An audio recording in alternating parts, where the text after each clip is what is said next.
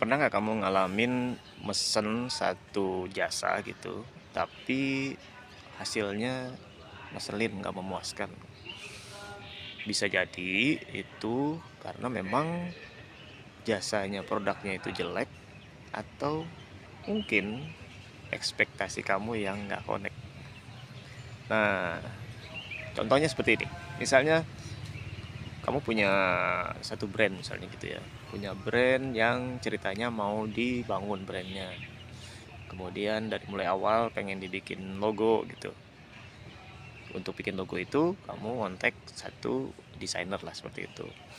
Nah, pesan kemudian dikerjakan oleh desainernya. Desainernya kemudian memberikan hasil, ngirim ke kamu. Ternyata pas kamu lihat, loh kok hasilnya begini doang misalnya gitu. Nah, inilah yang namanya apa ya, ekspektasi itu nggak ketemu gitu. Jadi bisa jadi apakah ini sebenarnya di awalnya eh, briefnya nggak jelas gitu.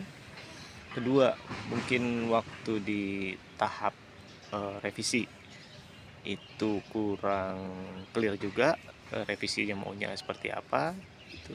Dan ketiga, bisa jadi tenggat waktunya terlalu mepet sehingga waktunya kurang cukup untuk eh, pengerjaan tersebut.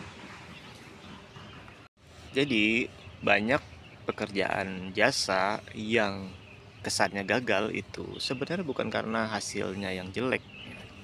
Bisa jadi sebenarnya mungkin adanya tidak kesamaan ekspektasi itu.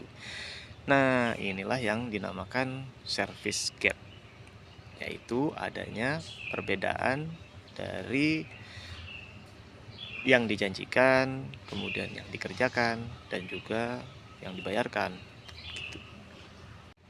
Maka penting sekali untuk memperhatikan setidaknya beberapa poin ini. Yang pertama itu komunikasi yang jelas gitu. Jadi antara yang butuh jasa dan juga penyedia jasa jelas komunikasinya maunya apa gitu. Yang kedua, penyedia jasa juga memberikan standar pelayanan yang jelas. Apa aja yang akan diberikan? Misalnya punya kelas gitu, ada paket, ada speknya seperti apa. Di situ jelas sudah dibikin gitu. Dan yang ketiga adalah edukasi kepada pasar, sehingga pasar tahu dengan siapa mereka menggunakan jasa tersebut gitu. Dan pelayanan apa yang akan diberikan oleh penyedia jasa. Nah, teman sekalian, penting untuk tahu tadi poin-poin, 3 poin tersebut. Tapi ada juga yang nggak lepas dari hal yang harus kita perhatikan, dan ini juga sangat penting, yaitu dari sudut pandang syariah. Artinya adanya rukun dan syarat.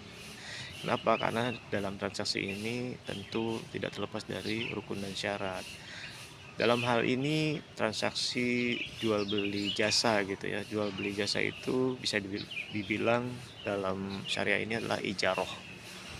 Nah, dalam ijaroh ini rukun dan syaratnya adalah yang pertama adanya penyedia dan kedua adanya yang pesan gitu. Nah, di antara dua dua yang berakad ini tidak lepas juga dari poin yang kedua, yaitu adanya objek yang akan dikerjakan. Yang mesen mau bikin logo, penyedia logo menyediakan logo, dan di situ rukunnya punya syarat. Syaratnya adalah tentu logonya, pekerjaan tersebut harus yang baik. Yang kedua jelas spesifikasinya, dan juga sampai ke harganya juga jelas, tidak ada hal yang tidak jelas yang ditutup-tutupi atau di kemudian hari menjadi persengketaan seperti itu. Dan semua itu dicatat, tercatat, kemudian menjadi akad. Poin ketiga yaitu akad.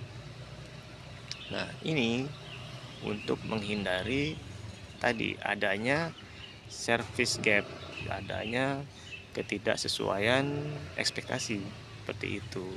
Sehingga dalam transaksi tersebut terjadi kesepakatan dan juga saling ridho gitu.